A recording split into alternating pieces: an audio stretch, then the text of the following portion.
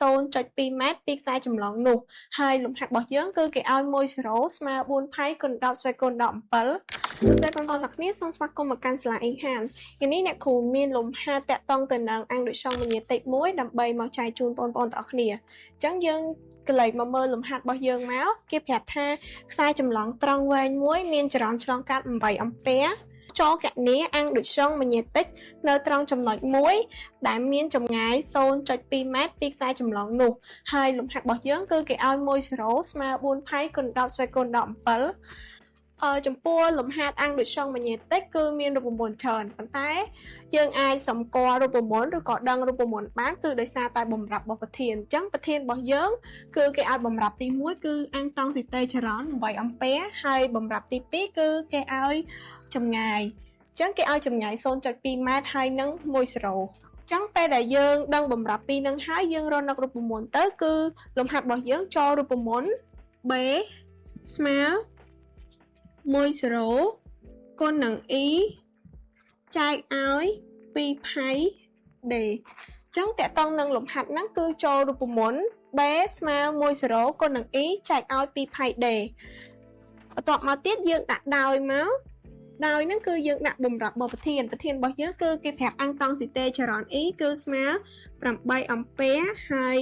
D នេះគឺស្មើ2 ម៉ែត្របន្ទាប់មកទៀតគឺ1 0ហ្នឹងគឺជា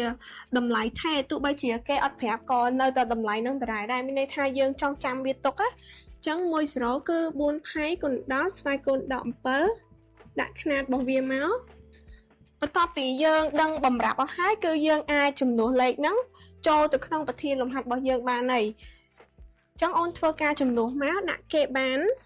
B របស់យើងអង្គដូចសងវិញ្ញាតិចរបស់យើងគឺតំណាងដោយអក្សរ B ស្មើនឹង1 0អញ្ចឹង1 0អ្នកគ្រូចំនួនដោយ4 pi គុណនឹង10ស្វ័យគុណ17គុណនឹង E របស់យើងគឺ8អាំពែហើយចែកនឹង2ហ្នឹងគឺជាមេគុណរបស់ប្រធានរបស់យើង pi គឺយើងទុកដដែលហើយ D របស់យើងគឺ 0.2 ម៉ែត្របន្ទាប់ពីអូនចំនួនបានហើយយើងធ្វើការគណនាទៅដោយសារតលេខរបស់យើង pi និង pi ដូចគ្នាអញ្ចឹងយើងអាចសម្រួលបានបន្ទាប់មកទៀតមេគុណខាងក្រោមនេះ2គុណនឹង2គឺ4ហើយអញ្ចឹងយើងអាចសម្រួលនឹង4ខាងលើបានទៀតបានហើយ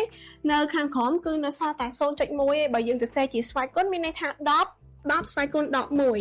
11ហើយនៅខាងលើនៅពេលដែលយើងសម្រួល4 pi 2 pi នេះអស់ទៅគឺនៅសល់8គុណនឹង10ស្វ័យគុណ17អញ្ចឹងអ្នកគ្រូទៅសេ8គុណនឹង10ស្វ័យគុណ17បន្តមកទៀតយើងគណនាស្វ័យគុណមកស្វ័យគុណដកដូចគ្នាអញ្ចឹងយើងបោះទៅខាងលើទៅស្វ័យគុណដកនេះគឺពេលដែលបោះទៅខាងលើគឺបានស្វ័យគុណបូកវិញអញ្ចឹងបាន8គុណនឹង10ស្វ័យគុណ17គុណឲ្យ10ស្វ័យគុណបូក1ដោយសារតែបោះទៅខាងលើបោះឆ្លងកាត់របានឹងទៅវាបានសញ្ញាបូកអញ្ចឹងយើងធ្វើការគណនាទៅដក7បូក1គឺនៅសល់ដក6អញ្ចឹងចម្លើយចុងក្រោយរបស់យើងគឺ8គុណនឹង10ស្វ័យគុណដក6អញ្ចឹងຂະຫນាតអង្គដូចសងវិញ្ញាតិចរបស់យើងគឺគិតជា Tesla អញ្ចឹងលំហាត់របស់យើងដល់ទីបញ្ចប់ហើយបើសិនជាអូនមានចម្ងល់អីអាចសួរនៅក្នុង comment បាន